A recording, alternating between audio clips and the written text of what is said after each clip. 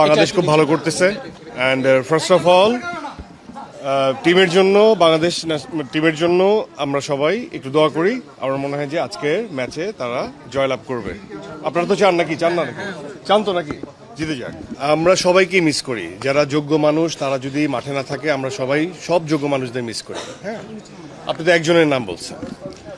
আর এটা খুবই আনন্দদায়ক যে আপনি যখন যে আমরা বলি কনসার্টে যে গান শোনা বা লাইভ আনপ্লাগড ভার্সন গান শোনা যেটাকে বলে, আর এই মাঠে বসে হচ্ছে খেলা উপভোগ করা। এই যে আমি আসছি প্রমোশনাল অ্যাক্টিভিটিস, আমার বাচ্চা অলরেডি রাগ করছে যে বাবা কেন আমাকে নিয়ে যায় না, ওর মাকে বিচার দিছে।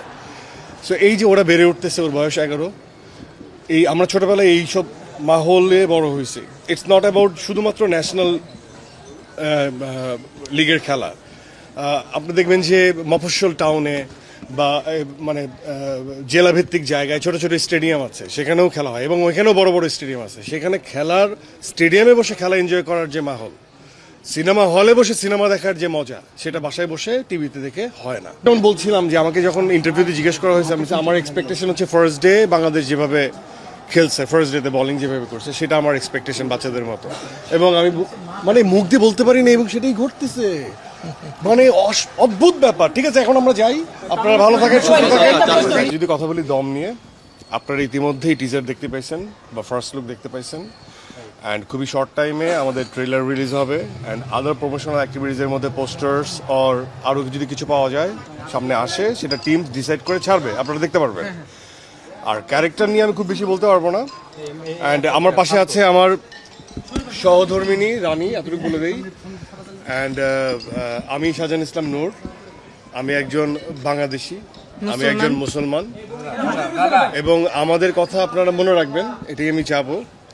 অ্যান্ড আমি আগেও বলছি, আপনারা জানেন ইতিমধ্যে যে it's gonna be the first survival movie in our industry. এইভাবে সার্ভাইভাল মুভি নিয়ে কেউ কাজ করে নাই।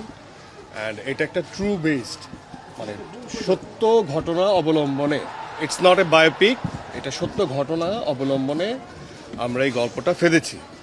এবং এটা এই আসন্ন ঈদে মুক্তি পাবে, আপনাদের নিকটস্থ প্রেক্ষাগৃহে আপনারা দেখতে পাবেন। অ্যান্ড আমি সর্বপ্রথম আমার টিম মেম্বারদের নাম নিতে চাই, যারা অক্লান্ত পরিশ্রম করেছে, সবসময় পরিশ্রম করে, কিন্তু এবারের পরিশ্রমটা ডিফারেন্ট। কারণ আমরা যে দেশের বাইরে শ্যুট করেছি, যে জায়গায় কাজাকিস্তান, সেখানে আমরা সবাই এক্সপিরিয়েন্স করেছি -20, -10 ডিগ্রি সেলসিয়াস। মানে ইটস